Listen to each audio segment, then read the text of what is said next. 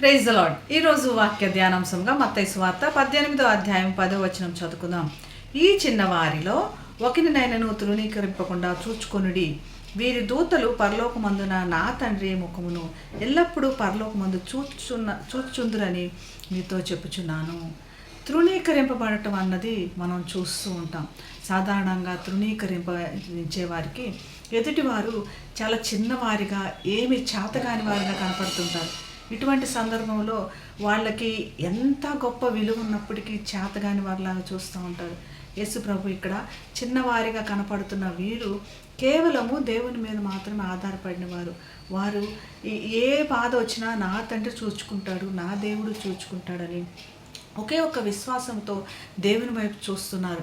ఈ తృణీకరించేవారు ఇలాగ వీరు నెమ్మదిగా ఉన్నారు, మౌనంగా ఉన్నారు కాబట్టి వీరికి ఏమి చేత కాదు, వీరు చేతగాని వారు, వీరిని మనం ఏమైనా చేయొచ్చు అన్నటువంటి విధంగా ఇబ్బంది పెడుతూ ఉంటారు. ఇటువంటి సందర్భాలు మనకు ఎదురవుతుంటే కనుక దేవుని వాక్యము మనల్ని ధైర్యపరుస్తుంది. ఎవరినైనా తృణీకరించొద్దు. ఎందుకు అంటే ప్రతి ఒక్కరికి దూతలు కాపుదలగా ఉన్నాయి. ఆ దూతలు వారిని సంరక్షిస్తాయి. వారికి కావాల్సిన ప్రతిదీ క్షేమం, భద్రత దూతలు చూచుకుంటాయని దేవుడు యేసు ప్రభువే స్వయంగా చెప్తున్నాడు. ఈ దూతల ద్వారా కాపాడపడుతున్నారు కాబట్టి వారు సంరక్షించబడదు. దైవ సంరక్షణలో వారు ఉంటారు.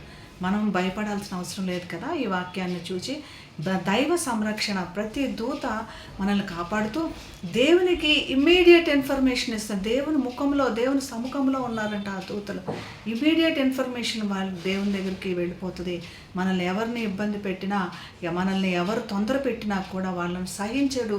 కాబట్టి దేవుని భద్రతలో మనం ఉన్నాం, దేవుని క్షేమంలో ఉన్నాం. ఒకవేళ మనం గనక తృణీకరించేటువంటి పరిస్థితిలో ఉన్నాము అంటే సరి చేసుకోవాలని కూడా దేవుని వాక్యం తెలియపరుస్తుంది. సరి చేసుకొని మరి దేవుని పొందుకోవాల్సిన ఆశీర్వాదంలో పొందుకుందాం. అదే మనం తృణీకరించబడుతున్నాం అంటే ధైర్యంగా ఉండాలి. We have hope. మనకి నిరీక్షణ ఉంది. దేవుడు మనల్ని అన్నీ చూస్తున్నాడు, కనిపెడుతున్నాడు. మనకు దైవికమైన ఆశీర్వాదములు సిద్ధం చేశాడని అటువంటి కృప దేవుడు మనందరికీ దయచేయనిగా ప్రార్థన చేసుకుందాం. మహాగణుడైన యేసయ్యా, స్తుతికి పాత్రుడా ప్రభు, ఈ చిన్న వారిలో ఎవరిని తృణీకరించొద్దు అంటున్నావు నాయన. ఒకవేళ ప్రభు మేము తృణీకరించబడుతుంటే ప్రభు, మాకు నువ్వు కాపుదలుగా పెట్టిన దూతల నిమిత్తమై నీకు వందనాలు ప్రభు. తృణీకారం నుంచి మమ్మల్ని దూరపరిచింది. మేము కనుక ఏమైనా పొరపాట్లు చేస్తుంటే మేము కూడా సరి చేసుకోవడానికి సిద్ధంగా ఉన్నాం తండ్రి. నీ కృపలో, నీ పరలోక రాజ్యంలో మమ్మల్ని అందరినీ చేర్చుమని యేసు నామమున ప్రార్థిస్తున్నాం తండ్రి. Amen. Have a blessed day. God bless you.